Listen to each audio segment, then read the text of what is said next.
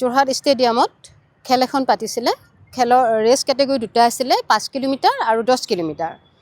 আৰু তাতে আৰু এজ কেটেগৰী দুটা আছিলে, 45 প্লাছৰ ওপৰত এটা কেটেগৰী কৰিছে আৰু তলৰখিনি এটা। দুটাই এজ কেটেগৰী দুটা দিছে, ৰেচ কেটেগৰী দুটা আছিলে, 5 কিলোমিটাৰ 10 কিলোমিটাৰ তেনেকৈ।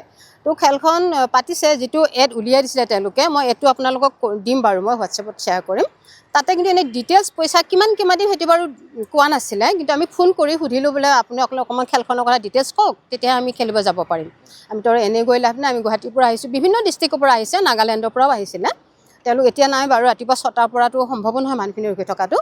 তো তেওঁলোকে ক'লে যে ফাৰ্ষ্ট প্ৰাইজ 15,000কৈ দিম, আৰু ছেকেণ্ড থাৰ্ডো তেনেকৈ 12-10 তেনেকৈ থাকে, আৰু কনচুলেশ্যনো ৰাখিম। আমি টপ 7 বা টপ 10 ৰখাৰ সিদ্ধান্ত লৈছোঁ।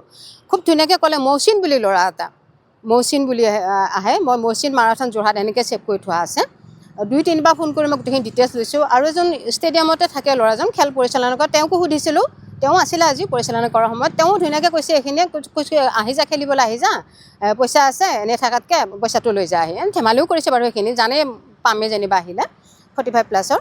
তো তেনেকৈ আহিলোঁ, আমি আহি খেলিলোঁ। খেলখনো দেৰিকৈ ষ্টাৰ্ট কৰিছে, 7টা বাজি গৈছে, 7:15-20 মানত ষ্টাৰ্ট কৰিছে খেল। 6টাৰ পৰা আৰম্ভ হ'ব লাগিছিলে। যি হওক বাৰু, সেইটো আমি একো হেৰি কৰা নাই, কিবা কাৰণত লেট হ'ল, থাকিল গ'ল।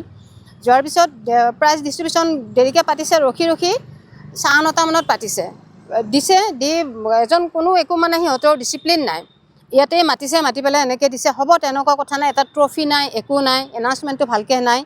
তাৰপিছত লাষ্টত কি কৰিলে, প্ৰাইজ দি আছে ঠিকে। ফাৰ্ষ্টতে 5 কিলোমিটাৰটো দিলে, 5 কিলোমিটাৰৰ 45 প্লাছৰ মেন ওমেন দুটা কেটেগৰীত দিলে। আৰু তলৰখিনিৰো মেন ওমেন তিনিটা ৰাখিছে, first second third, first second. আৰু কনচুলেশ্যন 3টামানকৈ দিছে, মানে টপ 5 নে 6 এনেকৈ ৰাখিছে। তাৰপিছত 10 কিলোমিটাৰৰ কেটেগৰীত দিলে। 10 কিলোমিটাৰতো 45 প্লাছৰ মেনৰ দিলে 3টা, ওমেনটো তেতিয়া দিয়া নাই। ভাবিছোঁ ওমেনটো অলপ লাহেকৈ দিব চাগে, কেতিয়াবা অলপ ৰোটেশ্যন টাইপত উল্টা পুল্টাকৈ দি দিয়ে তেওঁলোকে, বা হয়তো ইমান নাজানেও এনেকৈ ভাবি ল'লোঁ। চ' 10 কিলোমিটাৰৰ মেন আৰু ওমেনৰ 45ৰ তলৰখিনিও দিলে ধুনীয়াকৈ। কিন্তু যিমান প্ৰাইজ দিম বুলি কৈছিলে মুখেৰে, এইটোতো লিখিতো দিয়া নাই বাৰু। তেওঁলোকে কৈছে আমাৰ মিটিংবিলাক হৈ আছে কাৰণে লিখি দিব পৰা নাই বাইদেউ, আপোনালোকে চিন্তা কৰিব নালাগে, আহক, যোৰহাট আমি লোকেল মানুহ, পইচা ভালে আছে।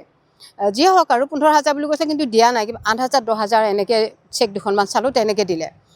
লাষ্টত গৈ বাকী চবকে দিলে। দি উঠি 45 প্লাছৰ ওমেনৰ প্ৰাইজ 3টা নাই এতিয়া।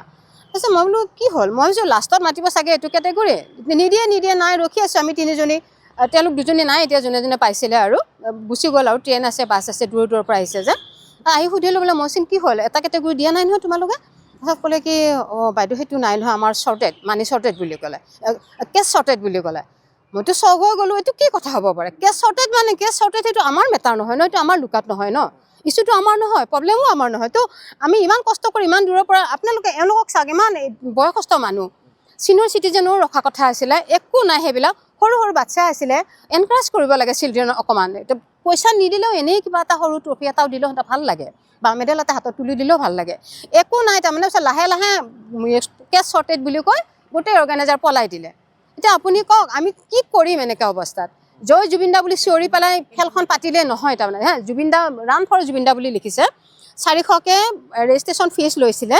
600 মানুহে ৰেজিষ্ট্ৰেশ্যন কৰিছে, তেওঁলোকৰ পৰাই আমি পোৱা ইনফৰ্মেশ্যন মতে। তেওঁলোকে কৈছে 600 মানুহে অনলাইন ৰেজিষ্ট্ৰেশ্যন কৰিছে, আৰু অফলাইনটো বহুত আছে যেনিবা, সেইটো মোৰ হিচাপত নাই। তেওঁলোকে কৈছে 600 অনলাইন কৰিছিলে 400 টকাকৈ। আমি সেইটোও ধৰিবলৈ যোৱা নাই, কিন্তু তেওঁলোকে যিটো কমিটমেণ্ট আছিলে খেলখনত, first second third, man women দুটা কেটেগৰী, 45 প্লাছৰ এবভ এটা আছে, তলৰ এটা আছে, দুইটাকে ধুনীয়াকৈ দিব লাগে। বাকী গোটেইখিনি ঠিকে ক্লিয়াৰ কৰিলে। যিয়ে হওক কম বেছি কিবা এটা দিছে বাৰু, নাও নকওঁ সেইটো। কিন্তু 45 প্লাছৰ ওমেনত 10 কিলোমিটাৰটো 3জনক নিদিলে, তাৰমানে নিদি পেলাই লাহেকৈ গোটেইখিনি পলাই দিলে। এতিয়া আপোনালোকে কওক কেনেকুৱা পৰিস্থিতি হৈছে জুবিন দাৰ নামত। তাৰমানে জুবিন দাৰ নামত এইবিলাক বহুৱালি কৰি আছে, ফটুৱামি কৰি আছে। জুবিনক তাৰমানে বিজনেছৰ তাৰমানে এটা আহিলা হিচাপে গ্ৰহণ কৰি আছে। এইটোতো ভাল কথা নহয় ন।